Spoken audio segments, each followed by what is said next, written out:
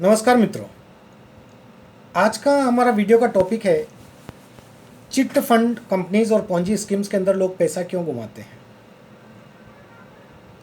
एक अनुमान के अनुसार इंडिया के अंदर 15 करोड़ से ज़्यादा लोगों ने चिट फंड कंपनीज या इन पॉन्जी स्कीम्स के अंदर पैसा घुमाया है।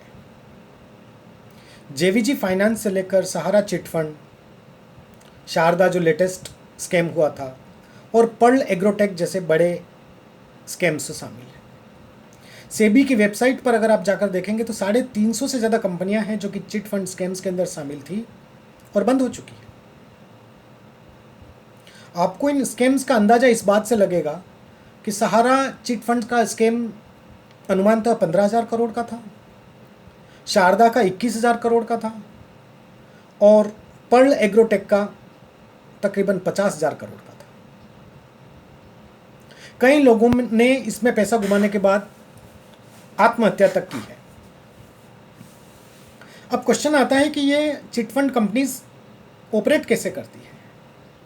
नॉर्मली ये कंपनियां एजेंट्स के पिरामिड के रूप में काम करती है। एक एजेंट के नीचे 10 सब एजेंट्स, उन 10 सब एजेंट्स के नीचे अनदर 10 मतलब 100 सब एजेंट्स और उनके नीचे एजेंट्स। इस तरह से ये लोग कार्य करते हैं।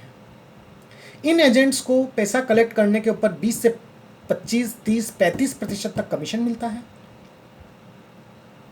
5 से 10% इन कंपनियों का एडमिनिस्ट्रेटिव कॉस्ट होता है।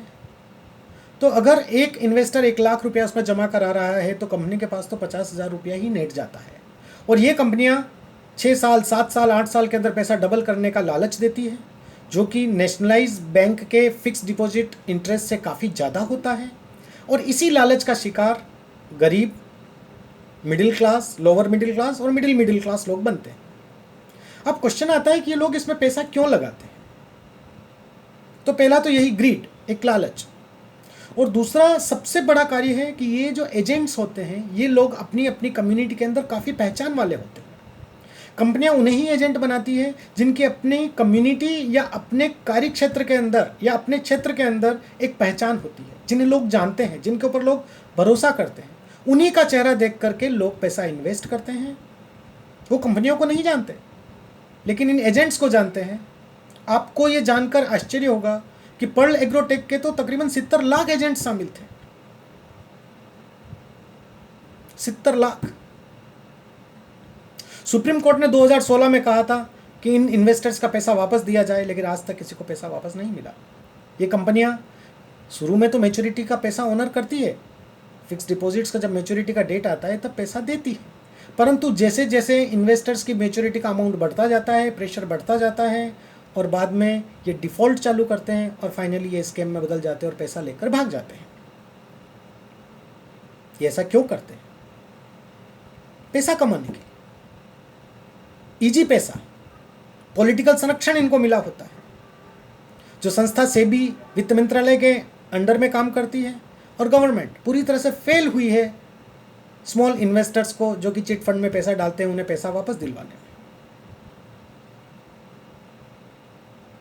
साथ ही इन कंपनियों को अच्छी तरह से पता है कि इतने लोग चीटेड हो जाने के बावजूद, जिनके साथ चीटिंग हो जाती है उसके पश्चात भी वो रोड पर नहीं आते। वो चुपचाप इसे सहन कर लेते हैं कि जो हो गया वो हमारे भाग्य में था, जो पैसा डूब गया वो मेरा था ही नहीं, हमारे नसीब में ऐसा था। वो कभी एकजुट होकर के इन कंपनियों के खिलाफ आवाज़ नहीं उठाते। मीडिया भी इनके स्कैम्स को बहुत जोर शोर से नहीं दिखाता है और पब्लिक, जनरल लोग, जनता जो है, सामान्य लोग, गरीब लोग या मिडिल क्लास लोग, इसके बारे में उनके अंदर कोई अवेयरनेस नहीं है।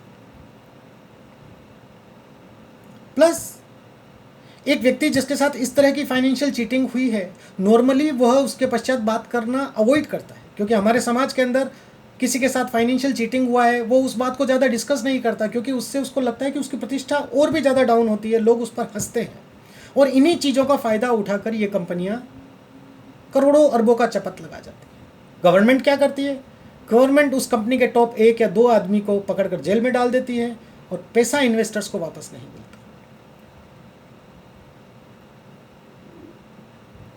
कई लोगों ने इसमें आत्महत्याएं की है। तो मित्रों, नतीजा यह है कि सभी व्यक्ति को सावधान रहना चाहिए कि किसी भी तरह की पॉन्जी स्कीम्स या चिट फंड के अंदर पैसा न डालें और ज़्यादा सुरक्षित जगह जैसा कि बैंक है, उसमें भी नेशनलाइज बैंक है, उनके अंदर फिक्स डिपॉजिट में पैसा रखें और किन्हीं एजेंट्स के झांसे में ना आए और इस तरह की कंपनियों के अंदर इन्वेस्ट न करें, जैसे कि जेबीजी फाइनेंस है, शारदा, पर्ल एग्रोटेक और आगे भी इस तरह की कंपनियां आती रहेगी। धन्यवाद। आज का वीडियो मैं इसी संदेश के साथ समाप्त करता हूं। आशा है ये वीडियो आपको पसंद आया होगा। इसे लाइक करें, शेयर करें और चैनल को सब्सक्राइब करें। धन्यवाद।